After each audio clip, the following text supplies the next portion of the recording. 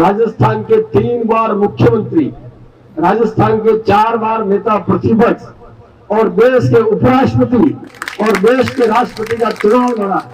ये है त्याग, समर्पण और सेवा का परिणाम। मैं चाहूं मुझे हर बार चुनाव मिलता रहे रविंद्र भालावत को, तो ये पार्टी नहीं दे सकती। पार्टी नए नए प्रयोग करती है। और इस बार मैं आपको ईमानदारी से कह दूं, राम धर्म से कह दूं, आपके बीच में बैठा हो, आप सारे पंच जो बैठे हैं, मैं कहीं को नाम से जानता हूं, कहीं को चेहरे से जानता हूं, और मेरे भाजपा परिवार के तो सभी भाइयों को जानता हूं। इनकी ताकत से मैं ताकतवर बना हूं। आज जालोर जिले में हम 4 विधानसभा जीते, जिला प्रमुख हमारा है, 5 प्रधान हमारे, और पिछली बार तो सारे के सारे 9 प्रधान हमारे, जिला प्रमुख हमारा, 3 नगर पालिका हमारे, 4 MLA हमारे। तो ये सब आपकी मेहरबानी से, आपके आशीर्वाद से, आपकी मेहनत से, हमारे बूथ के कार्यकर्ताओं की मेहनत से और सारे समाजों की मेहनत से है। अकेला कोई मैं कर दूं, देव जी कर ले, सरवर सिंह जी कर ले, अमित चंद जी कर ले, भूपेंद्र जी कर ले, अकेला व्यक्ति नहीं कर सकता। सब लोग मिलते हैं तब पार्टी जीतती है। अब रही बात जीवाराम जी की, जीवाराम जी बहुत ताकतवर आदमी है, मेरे मित्र हैं, मैं उनका बहुत सम्मान करता हूं। उनको पार्टी ने बहुत दिया है और अब भी मैं निवेदन करूंगा जीवाराम जी से, मेरा पल्ला उनके आगे फैलाऊंगा कि आप पार्टी की तरफ रहम करिए और पार्टी के सहयोग कीजिए।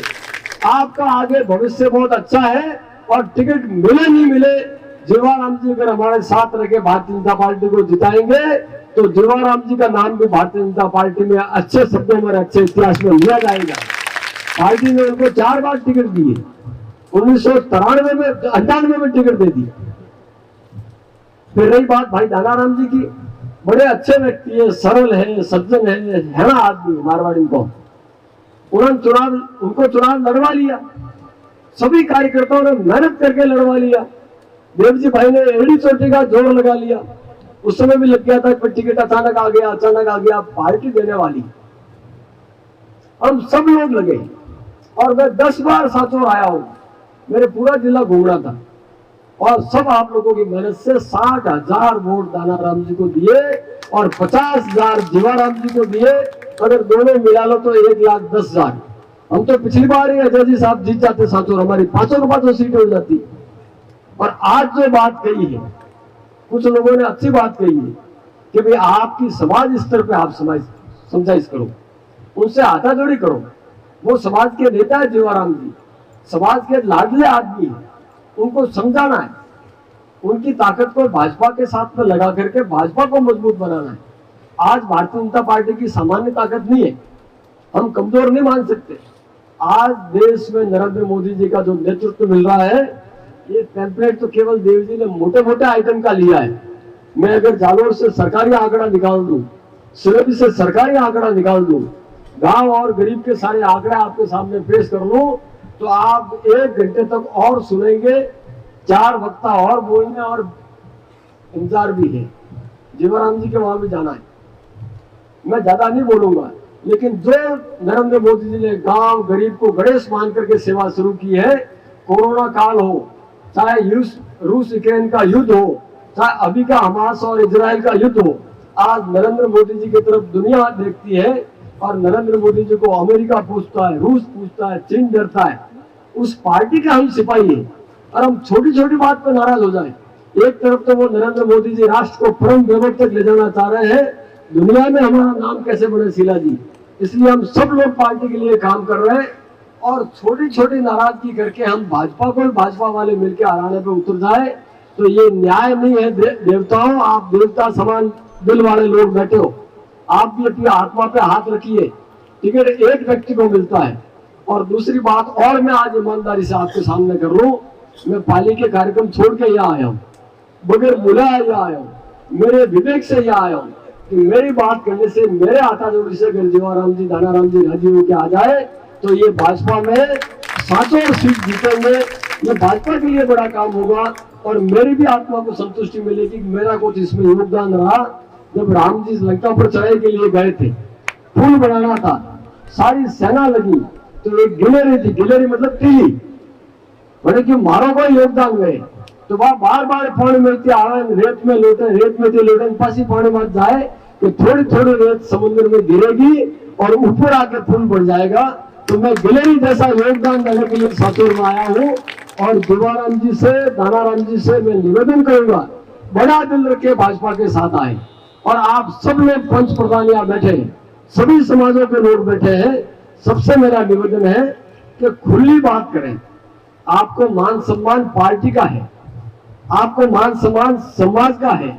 आप अगर समाज का और पार्टी का बार बार मान नहीं रखोगे तो धीरे धीरे मान सम्मान नीचे आएगा। तो उनका मान सम्मान नीचे नहीं आना है, अपना उनका मान सम्मान बढ़ाना है और हाथाजोड़ी करके भाजपा में लाना है। वो भाजपा की है, भाजपा के यार हमारे ही नेता है, इसलिए आ जाए।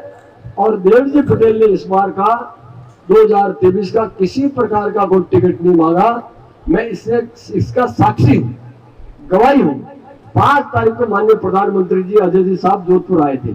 हम सारे जालोर वाले, गणेश सिंह जी साहब, सरवन सिंह जी सब जोधपुर थे। प्रधानमंत्री जी के जाने के बाद हम सब लोग खाना खा रहे थे कहीं, तो हमने बात की कौन टिकट मांग रहा, वो मांग रहा, सारी बात चली। तो देवजी भाई का स्पष्ट था कि दानाराम जी, जीवाराम जी एक हो गए हैं, दोनों में से जिसको भी टिकट मिलेगा 700 सीट हम जीतेंगे। ये स्पष्ट बात हुई, हम खाना खाया था, कोई बात नहीं। लेकिन 9 तारीख को सूची आई तब मालूम पड़ा कि 7 एमपीओ को चुनाव लड़ाया गया और 7 एमपीओ को वहां चुनाव लड़ाया गया है जहां 3 चुनाव से बीजेपी लगातार हार रही थी, जिसको डी श्रेणी में माना है। तो इसमें कोई बात नहीं, तो गणित था। और 41 की जो सूची आई है वो केंद्रीय नेतृत्व है, माननीय प्रधानमंत्री जी ने, माननीय अमित शाह जी ने, माननीय जेपी नड्डा जी ने और केंद्रीय चुनाव समिति ने पहली सूची जिस दिन आचार संहिता लगी 9 तारीख को, और आचार संहिता 12 बजे लगी और शाम को 4 बजे सूची आ गई। तो सूची पहले से ही केंद्रीय नेतृत्व के पास तैयार थी। और वहां जो सूची तैयार होती है मोदी जी के नेतृत्व में, उसकी मोदी जी के स्टाफ को भी भनक नहीं लगती। सूची तैयार थी। देवजी भाई को सांसद होने के नाते, सांचौर के होने के नाते, तीसरी इनकी ईमानदार और बेदाग छवि और दबंग छवि, दबंग इसलिए कह रहा हूं कि इनकी 2 विशेषता मैंने देखी है। एक तो स्पष्ट बात, सही नियत और स्पष्ट बात। मैं कई बार नाराज भी होता हूं इनसे, क्या आप इतना साफ साफ बना क्यों कर रहे हो। इन्होंने कहा रविंद्र जी ये कानून में काम होना ही नहीं, तो मैं इनको हाँ क्यों करूं और इनको गर्लफ्रेंड में क्यों रोकूं। दूसरा दबंग इसलिए मैं कहूंगा कि सिरोही में इस बार कांग्रेस की सरकार थी और वहां एक निर्दलीय विधायक है, वो सरकार चला रहे हैं कांग्रेस के, आप सब जानते हो, संयम लोढ़ा जी। तो उनकी इतनी दादागिरी है, इतनी दादागिरी है, पूरे प्रशासन को पकड़ के रखते हैं। तो वहां छोटी मोटी बात में हम भाजपा वाले बहुत परेशान हैं, पुलिस से, तहसील से, कचहरी से, समिति से, प्रशासन से। वहां जब भी जरूरत पड़ी है, देवजी भाई ने मजबूत वकालत करके आज सिरोही के कार्यकर्ताओं को बुलंद हौसला रखा है और आज संयम लोढ़ा जी हारने के कगार पर है। जालोर में मुझे मालूम है ये नर्मदा का काम हो गया, हमारे जालोर और साचौर में पेयजल का संकट था, काम नहीं कर रहा था प्रशासन। इसलिए नहीं कर रहा था कि नहर वसुंधरा जी के नेतृत्व में आ गई और मोदी जी ने पानी भेज दिया। बीच में राज गहलोत साहब का आ गया, तो वहां कलेक्टर थे गुप्ता जी, राज बीजेपी का नहीं था। देवजी भाई आया, हमको कहा कि आज कलेक्टर को इतना घेराव करना है कि ये शाम तक थक के घर चला जाए। तो के गुप्ता जी कलेक्टर थे। देवजी भाई ने कहा गुप्ता साहब तब तक नहीं छोड़ेंगे जब तक आज पूरी पत्रावली आप साइन करके आगे नहीं भेजेंगे। उन्होंने खूब टालम टोल की और लास्ट में देवजी भाई ने कहा गुप्ता साहब ये साइन नहीं होंगे तो देवजी भाई यहाँ से उठ के जाने वाला नहीं है, ये मजबूत पैर है, अंगद का पाव नहीं था, अंगद का पाव, काम करवा के उठेंगे। और इनके दबाव में उसी दिन शाम को के गुप्ता ने फाइल साइन करके भेजी और आज आप सब खुलने वाले पानी पी रहे हैं। आज साचौर में देवजी भाई को टिकट दिया है। देवजी भाई 15 साल के सांसद है, किसी अरे गरे को टिकट नहीं मिला है। भाजपा के कार्यकर्ता, मजबूत सांसद, लोकसभा में पैरवी करने वाले सांसद को टिकट मिला है, भाजपा के परिवार को टिकट मिला है। तो छोटी मोटी बात थी, देसी मारवाड़ा को मैं तो सबको समान मानता हूँ, कोई देसी कम नहीं है और कोई मारवाड़ा कम नहीं है, सब बराबर है। वोट किसी जाति का कम होता है, किसी का ज्यादा होता है, सब सम्मान योग्य है, सब एक हो जाए और उनको दोनों को मना करके देव जी के साथ लाके खड़ा करें। ये समाज का दायित्व है और हम सब लोगों का दायित्व है। मैं खुद हाथाजोड़ी करने वाला हूँ, अमित चंद जी, अजय जी, सरवन सिंह जी, गणेश सिंह जी, भूपेंद्र जी, मोतीराम जी, राणा साहब, महानंद जी, ईसरा जी, हनुमान जी, भादु, सभी समाज के लोग, मैं इतना नाम लूंगा, राम कुमार, सारे लोग, सब लोग मिलके, लाल सिंह जी, चुनीलाल जी, जितने लोग हैं, आप सब लोगों से मेरी हाथाजोड़ी है। आप डटे रहे, चुनाव भाजपा जीतेगी और भाजपा ही प्रदेश में सरकार बनाने वाली है। और सांचौर में पिछले 5 साल में, वैसे 10 साल से सुखराम जी एमएलए, लेकिन इस बार 5 साल में सांचौर का नाम जो राजस्थान में खराब हुआ है, उसको ठीक करने के लिए, सांचौर सत्यपुर है, अच्छा क्षेत्र है, यहाँ आते हुए हमारी आत्मा में खुश होती है, नहर है, पानी है, खेती है, धंधा है, व्यापार है। लेकिन बाहर जाके कहां से होगा? सांचौर से। वो समझते सारे सांचौर वाले खराब है, सारे खराब नहीं है, एक मछली खराब है। तालाब अच्छा है, साफ सुथरा है, लेकिन एक मछली भी तालाब को खतरी साहब खराब कर लेती है। जो अपराध बढ़ा है, जो लूट बढ़ी है, जो भय बढ़ा है, जो भ्रष्टाचार बढ़ा है, उसको रोकने के लिए केवल और केवल देवजी पटेल एकमात्र उम्मीदवार है। उनको जिताइए और इन सारी बीमारियों का खात्मा करिए।